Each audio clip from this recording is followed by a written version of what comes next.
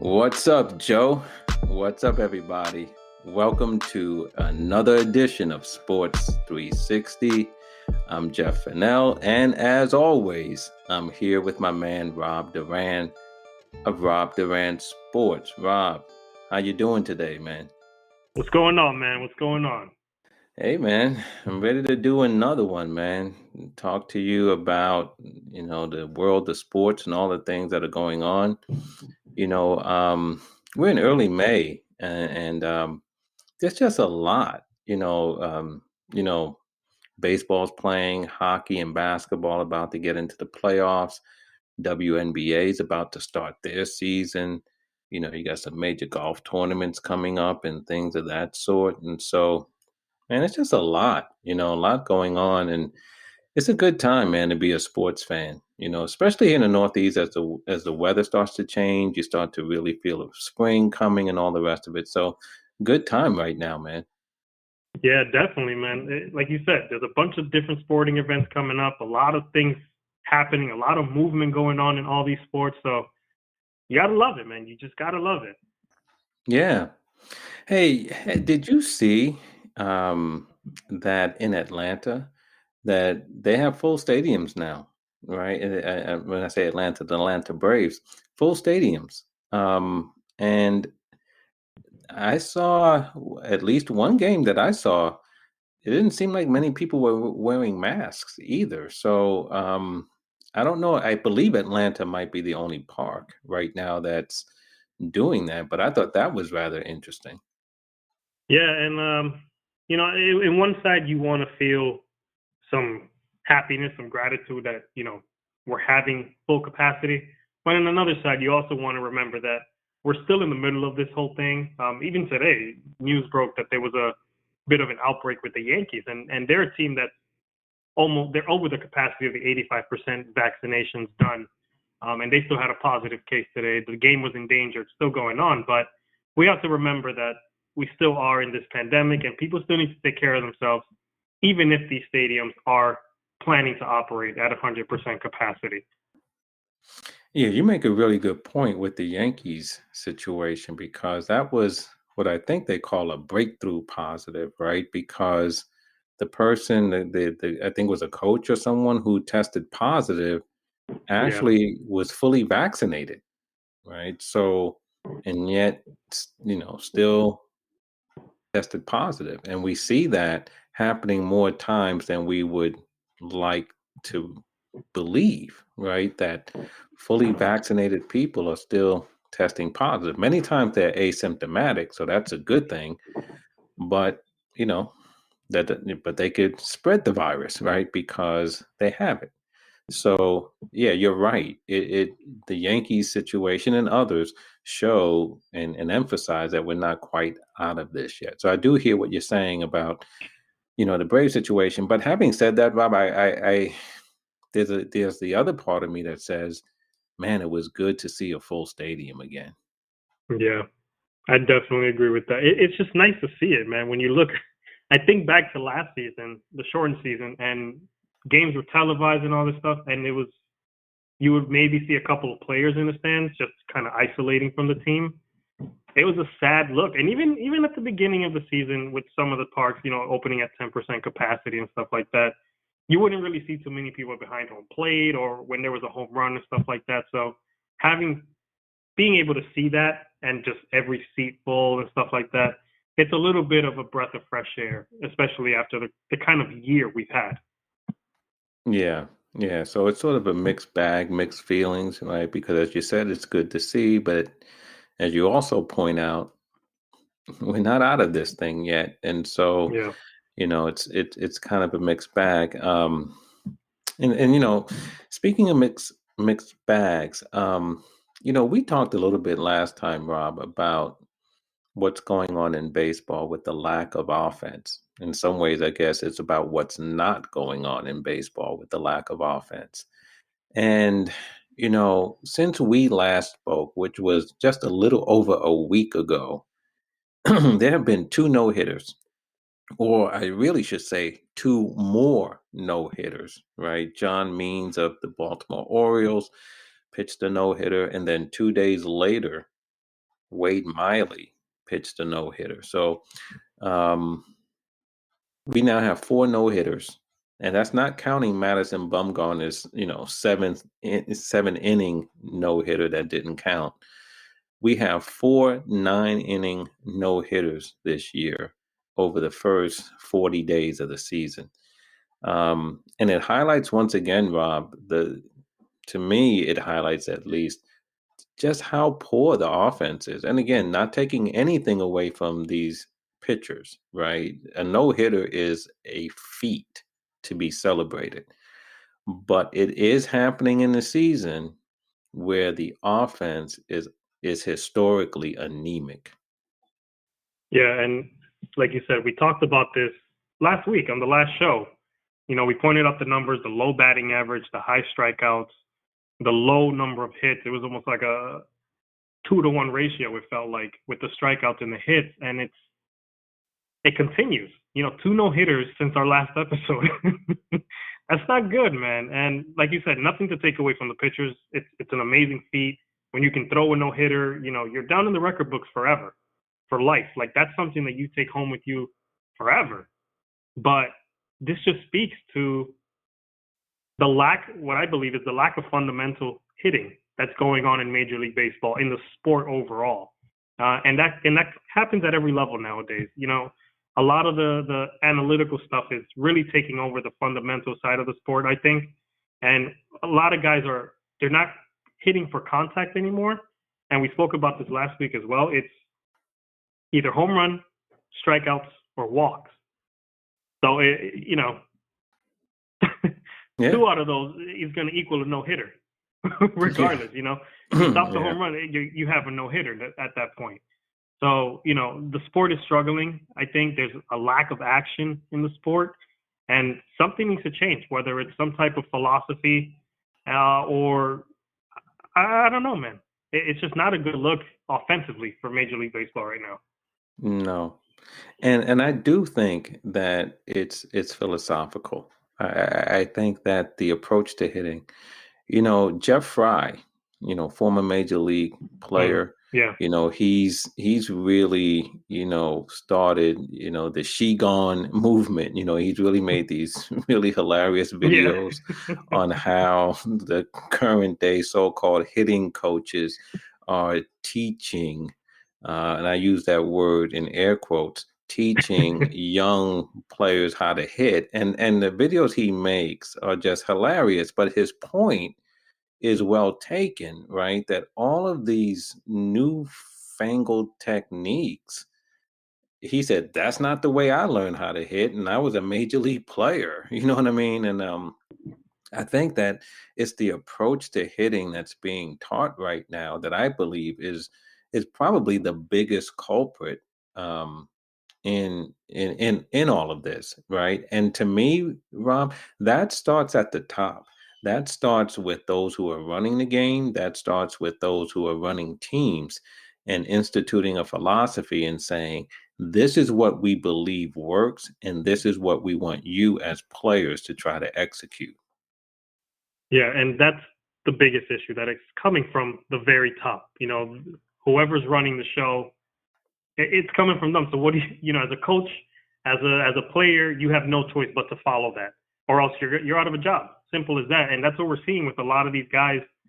One guy who I admire, and he plays for the White Sox, Nick Madrigal. The dude doesn't strike out. I think he struck out maybe 3 or 4 times this year in total. All he is he's a high contact guy. We don't see a lot of guys like that anymore. We don't see a lot of DJ LeMahieu, even though he's struggling this year a little bit. We don't see a lot of that in MLB nowadays, and we probably haven't seen in the last maybe 10 years. And it just speaks to what you're saying. Coming from the top, it's we need guys to hit home runs. We need guys to take a walk. And if they strike out, that's okay, because they're still going to hit me 30, 40 home runs. I'm okay with the low batting average. I'm okay with the 200 or 250 batting average. As long as you get me 30 to 35 home runs, you walk 100 times a year, whatever it is, I'm fine with everything else you do or you don't do. And that's not baseball. I grew up in the 90s watching the Yankees and all these other teams too. And one of the big things that you would get excited for is was Derek Jeter batting either leadoff or second. And you knew if Derek Jeter got on base with the hit to the other side, the opposite field base hit, he was probably going to steal second. Or if it was Alfonso Soriano batting, you knew he was going to be a 30-30 guy. He was going to steal the bases and all that stuff. We don't see that anymore. There's no more stolen bases. There's no more hit and run. You know, the whole left side is open for a left-handed hitter, and they don't even look that way anymore. So it's a non-exist. They're playing with half a field. So that's not baseball, man. And something has to change, like you said, in the philosophy of the instructors. But I don't know, man. Baseball needs a big change.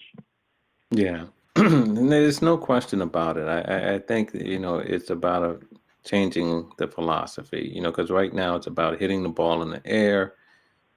It's about not stealing a base because of this idea that that's giving away an out. And so, you have all these types of approaches to the game that I believe just rob the game of action. It robs the game of potential momentum and things of that sort. So, I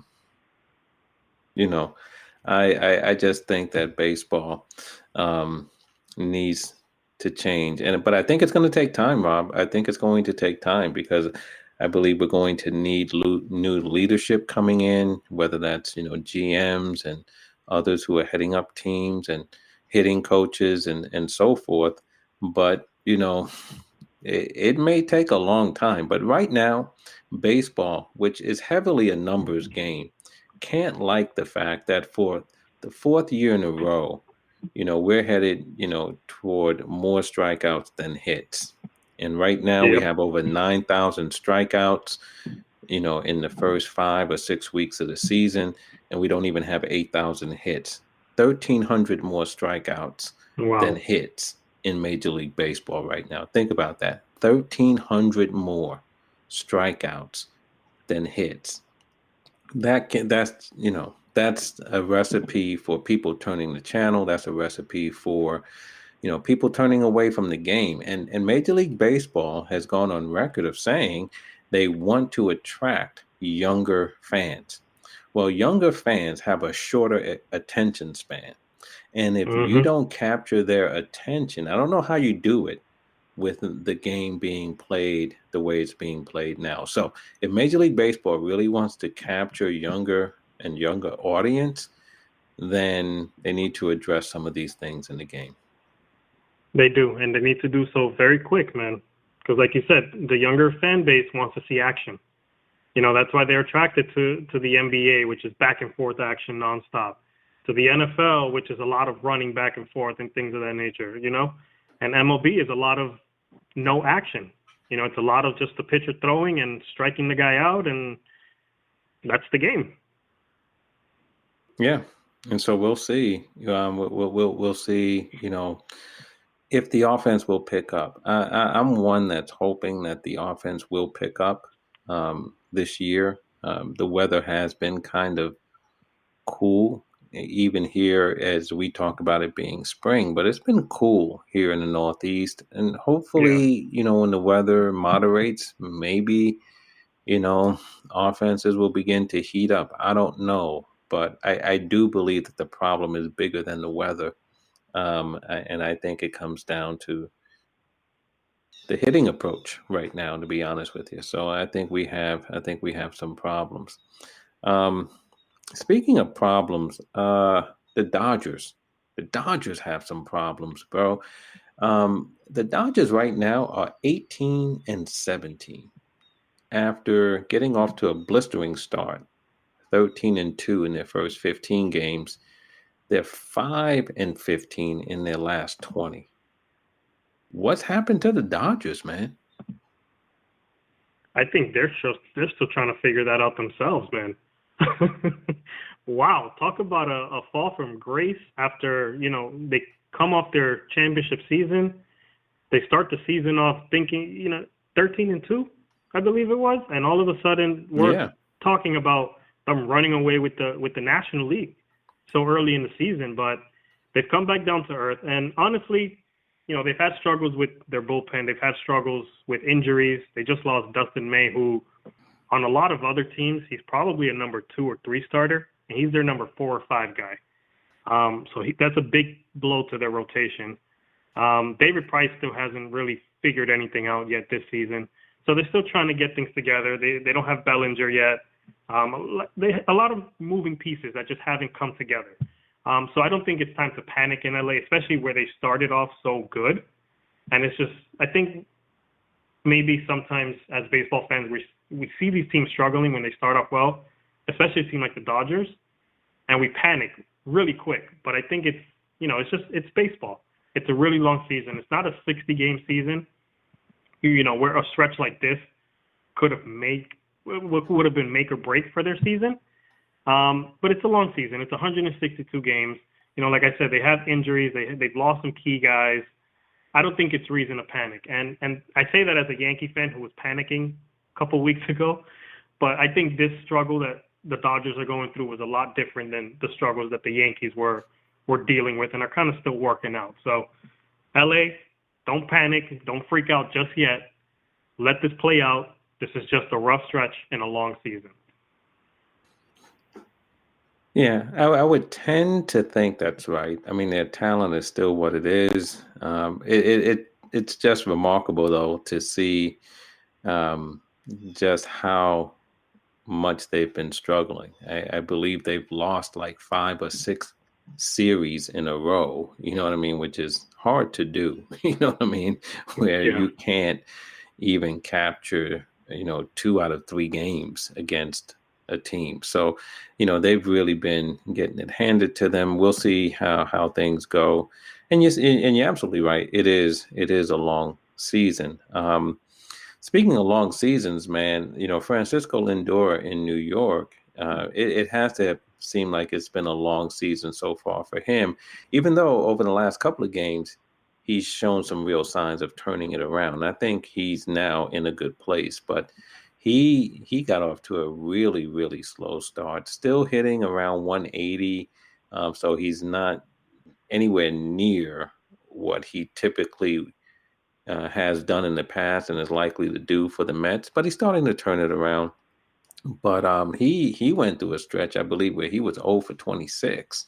And, he was really scuffling, but I think he's starting to turn it around. But some bigger news came out with Francisco Lindor over the weekend, and what seemed to be a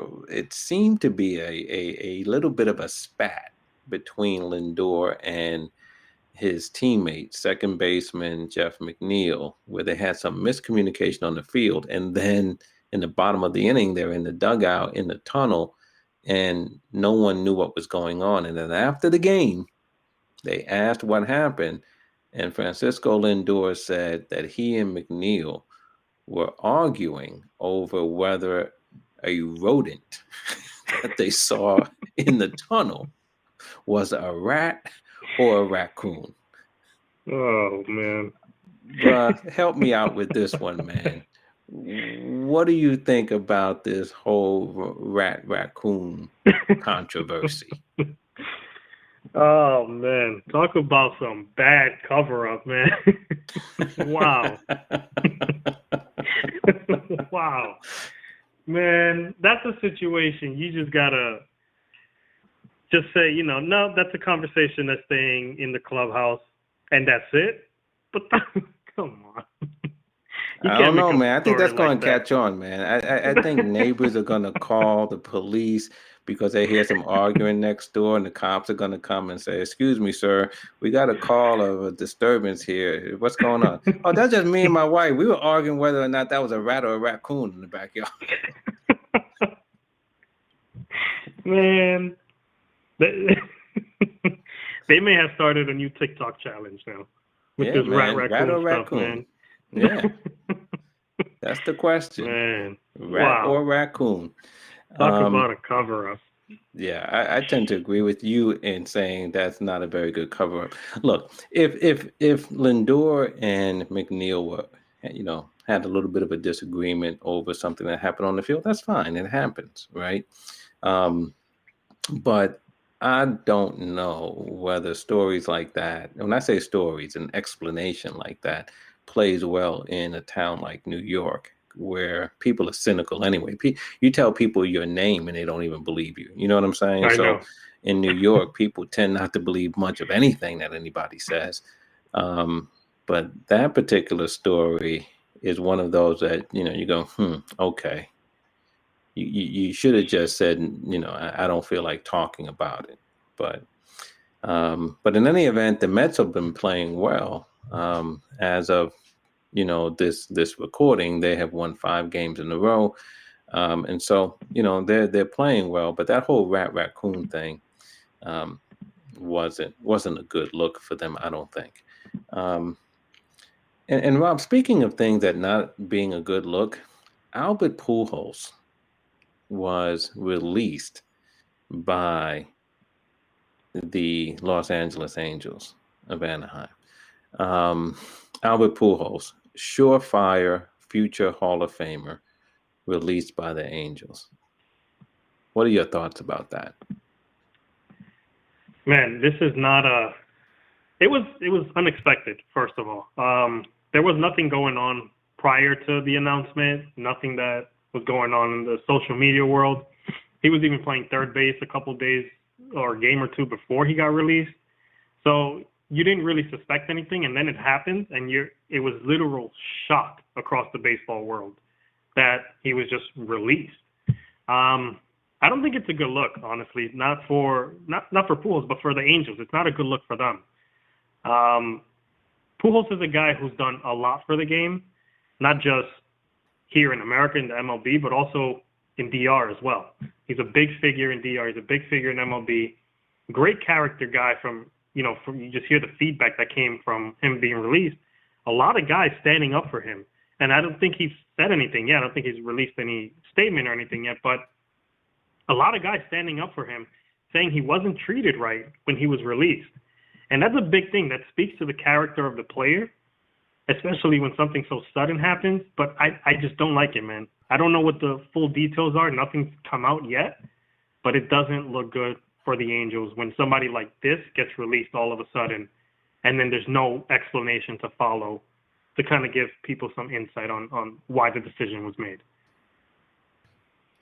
And the guys that you're talking about who stood up for him, at least some of the guys you're talking some real guys, man. Pedro Martinez, David Ortiz, Adrian Beltre. You know what I mean? We're not talking about, some no-name guys, some real, Hall of Famers, future Hall of Famers, bona fide, superstars of the game saying this is not how you treat a player of Albert's stature. And I think they're right. I think they're right. And again, I don't know what went on in Anaheim, but something went sideways for the relationship to end so abruptly. But whatever it was that happened, it's unfortunate. It doesn't look good.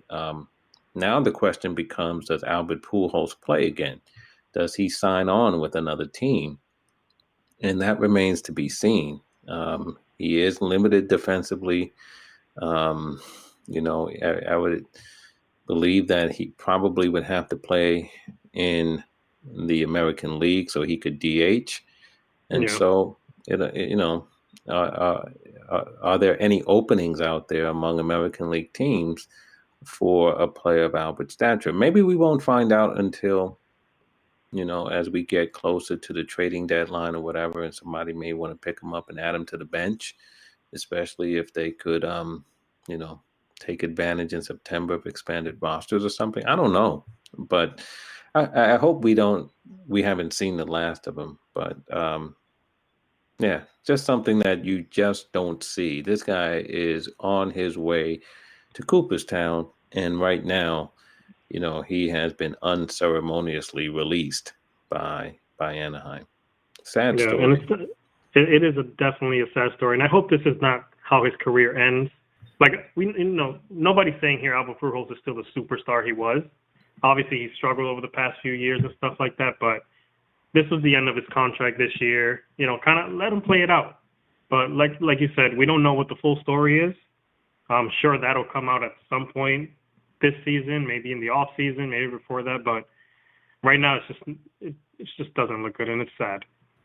Yeah, it is. It is. You know, switching gears for a second, and there was something really interesting that took place a few days ago. USA Track and Field held an event that is for what, like the Olympic qualifiers, right? Yeah. You can, um, if you compete in these events, and then you can go to that next round. And NFL player, wide receiver, right, for the Seattle Seahawks, DK Metcalf, competed in the 100 meters.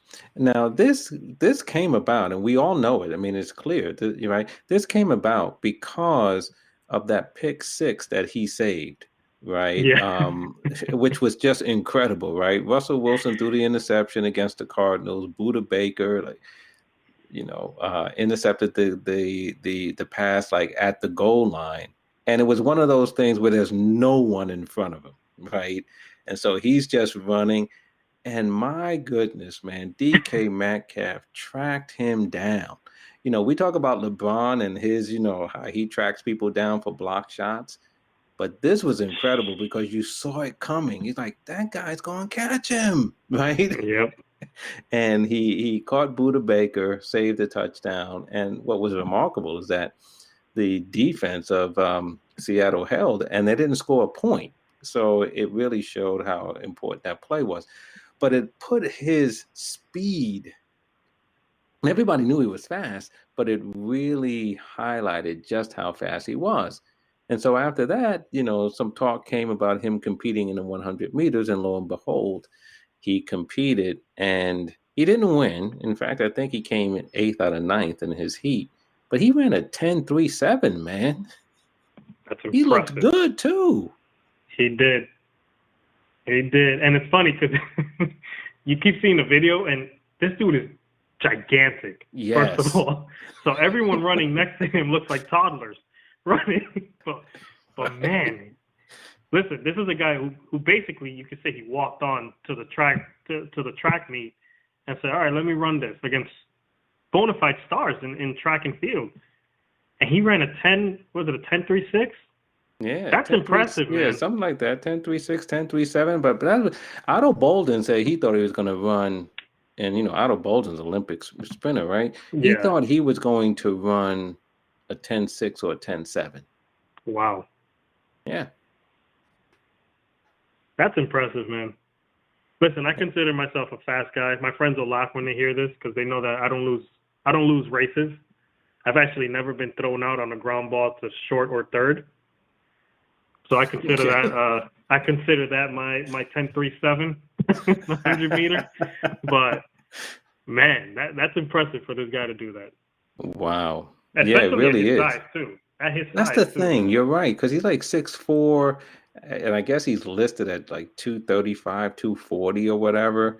I think they said he might have been 225 for the race, but I Wow. don't know. Like you said, you could see the size differential Yeah. with him and those other runners.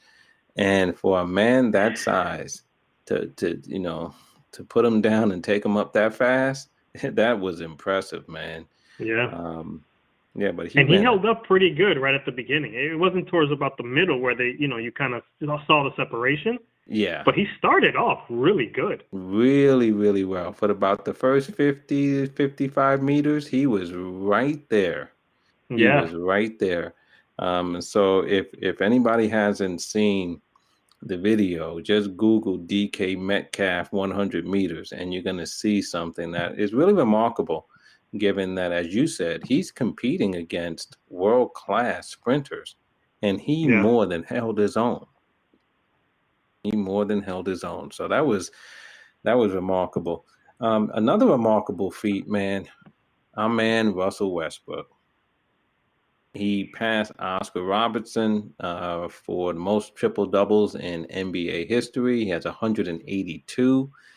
And you know what's really, he's not getting cheap ones. That's what's really amazing about it. This guy's he's scoring 28 points, pulling down, 18 rebounds and dishing 21 assists. I mean, he's doing some crazy, crazy stuff. And he's been doing it since the All-Star break as he's really gotten healthy because he was hurt in the beginning of the season. He's gotten healthy, and he has been flat out phenomenal. What's your take on Russell, man? Man, I'm so happy for this guy. He's had a lot of criticism over the past few years, and he just hasn't changed who he is. He's probably one of the most genuine players I've ever seen in my life. Like, he sticks to what he is, to who he is. He doesn't care what you say about him. He's going to go out there. He's going to play his game. He's going to continue to do what he does, and well earned for him, man. Congratulations to Westbrook. An amazing, amazing feat to do this, man. Like, and he's not done playing. It's not like he's retiring next year or in 2 years. Like, he still has a few years ahead of him. So we'll see where he ends up. But this is a record that's never going to be broken, in my opinion, once he decides to hang him up. But my goodness, the guy, like you said, he doesn't put up cheap numbers. It isn't a 10-10-10 kind of thing. It's some solid numbers. And the guy is just phenomenal, man. Not enough can be said about the effort he puts in every day, the work he does, you know, having to go from team to team over the past few years and just continue to put up these numbers. That's impressive, man. Kudos to him. Yeah, it really is impressive. And, you know, he's been in the league 13 years now, Rob. 13 years. And he, you know, doesn't seem to be slowing down. And so, you know, he's going to put some more triple doubles up on the board. And look, they probably said no one was going to break Oscar's record. You know what I mean? And, you know, the old saying is records are made to be broken. So, you know, you never know. But I think Russell is going to make it very difficult to pass him because he still has a lot in the tank. Speaking of basketball, man, coming up this weekend, a lot of interesting things in basketball. First, WNBA starts its season this Friday, and you know I'm looking forward to watching more WNBA. Over the last couple of years, I've really gotten away from watching, and I want to watch more of it this year. And I'll be honest with you, one of the things that has really drawn me back to the W is the social justice work that these young ladies have been engaged in. They've been remarkable. They really have set the pace, I think. But beside that, I mean, they really do play a good brand of basketball, especially for a guy like me who can only dunk on a Nerf basketball court. You know what I'm saying? So I can relate to playing below the rim. You know what I mean? So I'm looking forward to WNBA. They tip off on Friday. But Saturday, man, Hall of Fame. Tim Duncan's going in, KG's going in, but without question, the headliner, and it's a sad headliner, is Kobe Bryant, who will be inducted in the Hall of Fame by none other than Michael Jordan. So that's huge coming up this weekend. And then the NBA's Basketball League in Africa kicks off on Sunday. So three powerhouse basketball events this weekend. What are your thoughts about any or all of those? Looking forward to it, man. Obviously, the Hall of Fame stuff, you kind of want to celebrate it, but then at the same time, Kobe's not going to be there to give his speech, which, you know, when he retired, you kind of knew that his speech was going to be epic. And unfortunately, you know, with his passing, we're going to miss that. But it's still going to be bittersweet to see it happen and all that stuff.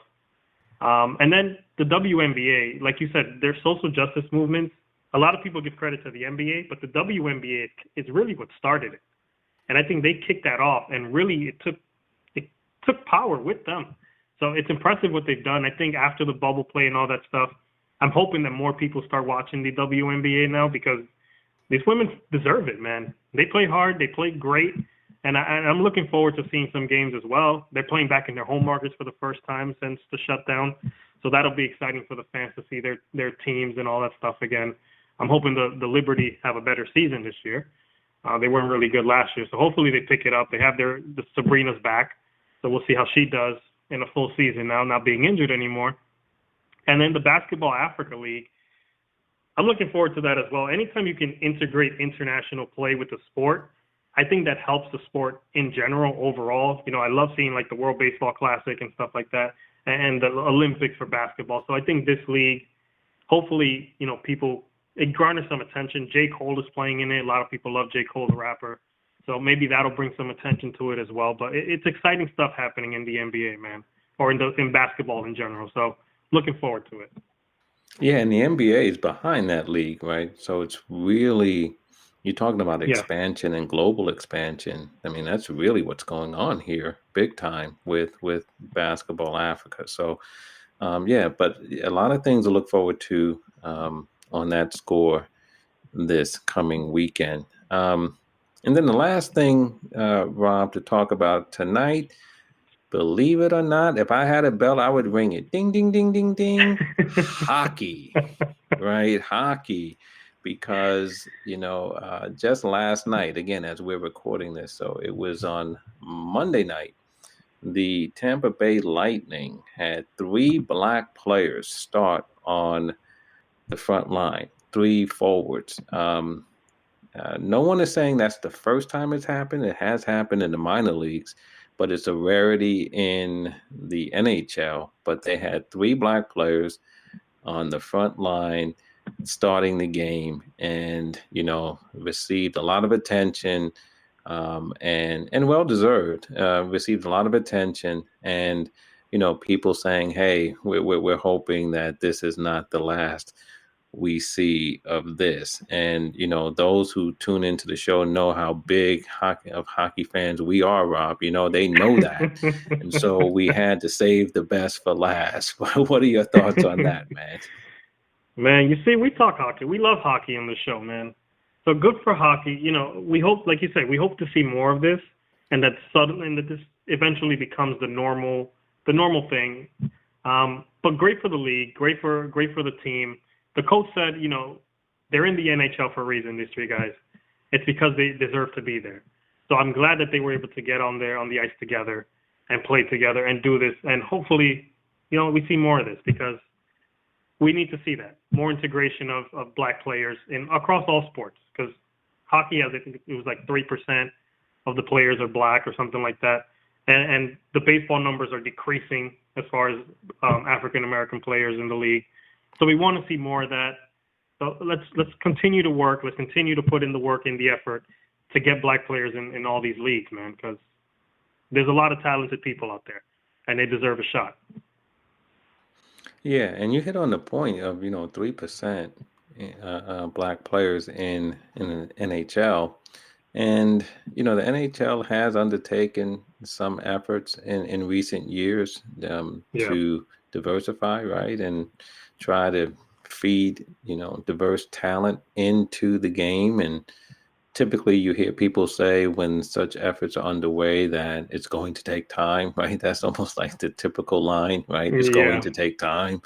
And there's some truth to that, given that professional sports, like all sports, there is a development process. You know what I'm saying? Like, you draft somebody, they now need to be developed. You don't just jump to the highest part or the highest league,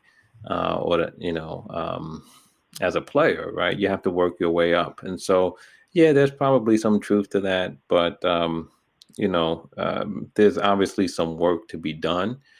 And you mentioned baseball with its dwindling numbers of black players as well. There's some work to be done.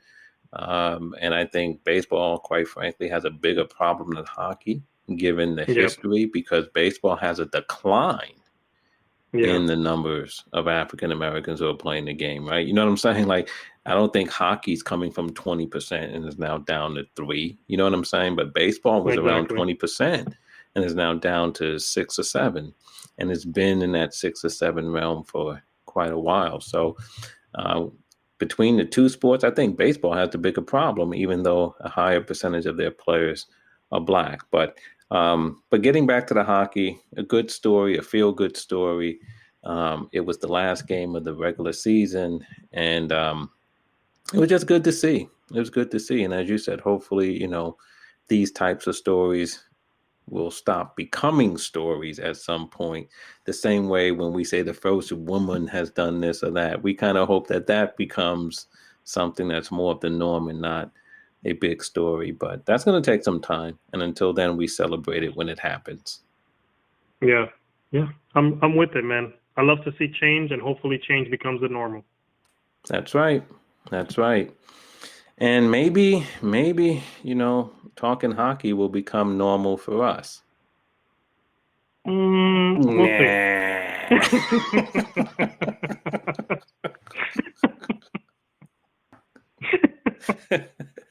And on that note, I think we'll put this one in the hopper, brother. But it was good talking with you, man. We just kind of took a tour around the world of sports and touched on a couple of things. So it was good catching up with you. And looking forward to coming back next time, man. We're going to do it again. Knock it out the box. Another edition of Sports 360.